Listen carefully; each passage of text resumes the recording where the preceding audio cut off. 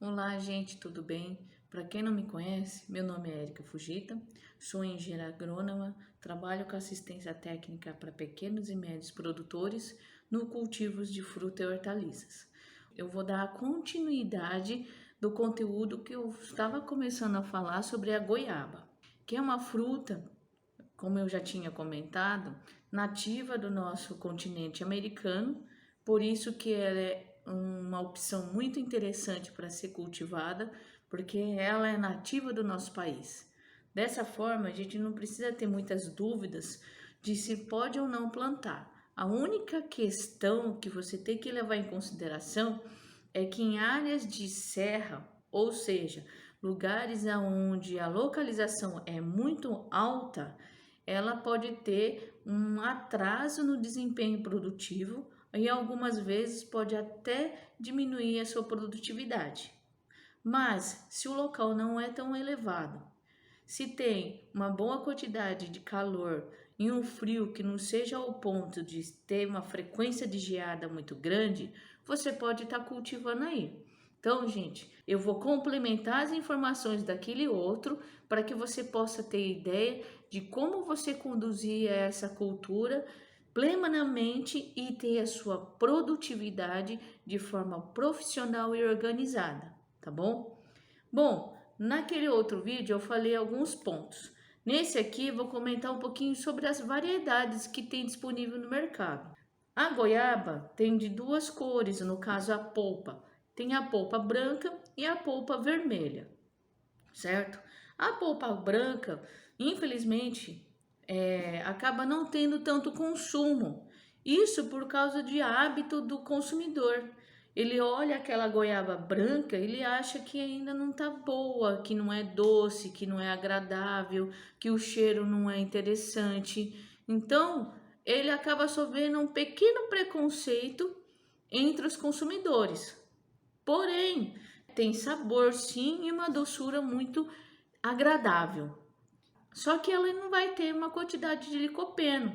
O licopeno ela está muito ligada à coloração vermelha das frutas. Claro que tem frutas que vai ter uma quantidade muito maior, como por exemplo a goiaba, que é bem maior a concentração que no caso do tomate. Então essa característica é bem interessante. O fruto de polpa branca tem um pequeno mercado, tem algumas pessoas que gostam do fruto dessa forma, porque eles se acostumaram. A vermelha é unânime em relação ao consumo, é unânime. 90% dos consumidores, eles vão sempre adquirir a goiaba vermelha.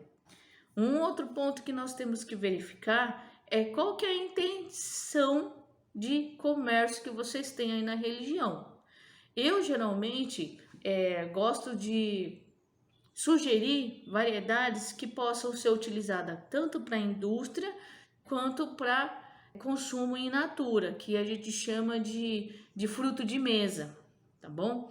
E esse fruto de mesa, vocês têm que ter um certo cuidado. Já para a variedade branca, a grande maioria é destinada para fruto de mesa.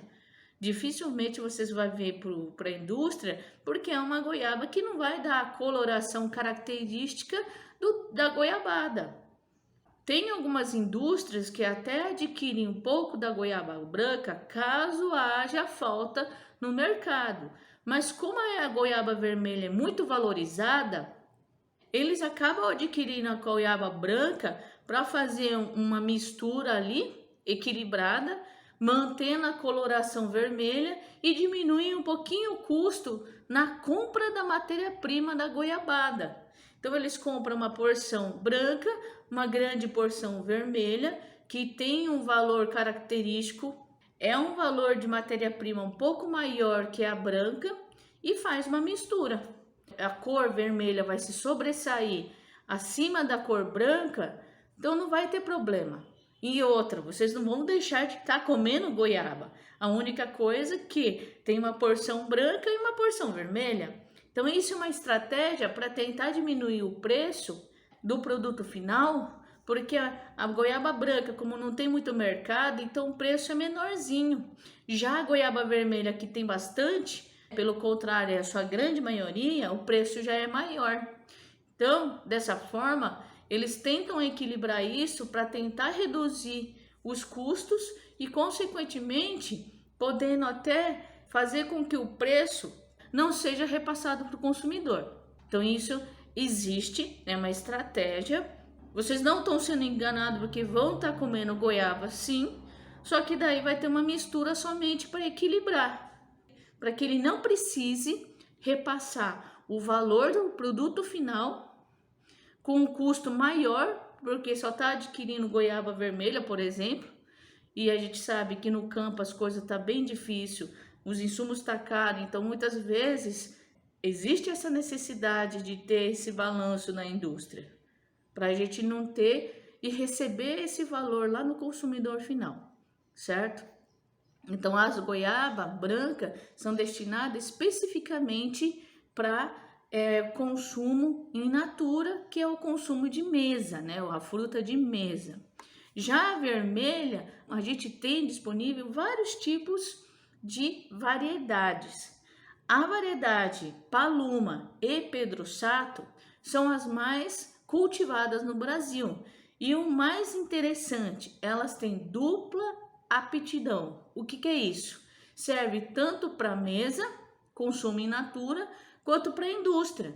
Então, para vocês que têm aí o interesse de ter uma cultura de goiaba, então vocês podem estar utilizando essas para ser uma opção. A diferença é que a Paluma, ela tem a casca mais lisinha da fruta. E a Pedro Sato, ela é um pouquinho mais enrugadinho a casca, mas consegue se adaptar muito bem nos ambientes na qual não tenha uma ocorrência de grande frequência de geada. Então essa frequência tem que ser um pouquinho menos, em altitudes não elevada, mas um pouquinho baixo, para que vocês possam ter o ótimo da sua produção. Por que eu que tenho que pensar nesses pontos? Porque vocês não estão querendo implantar um pomar que vai levar de 2 a 3 anos para começar a produzir em quantidade razoável para poder ter um lucro, ao ponto de você estar com uma cultura no local que ela não vai responder.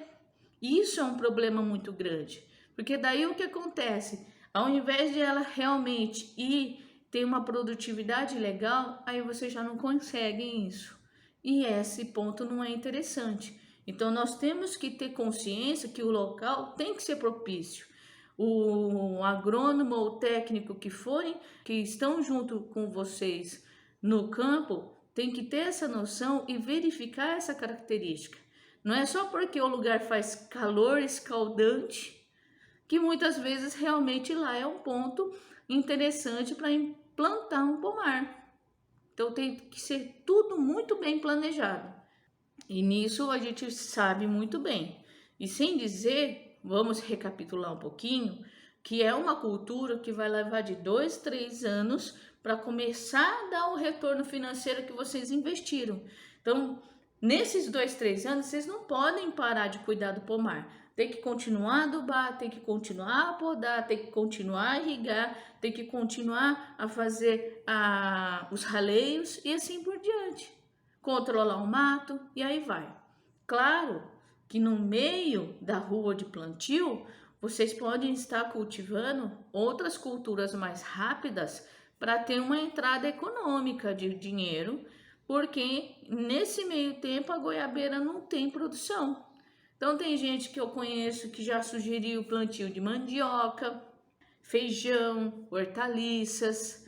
Então, dessa forma, tem como dar um jeitinho até começar a produzir, certo? São culturas que têm o ciclo curto, que dentro no máximo 12 meses você já retirou essa cultura ali da área, tá bom?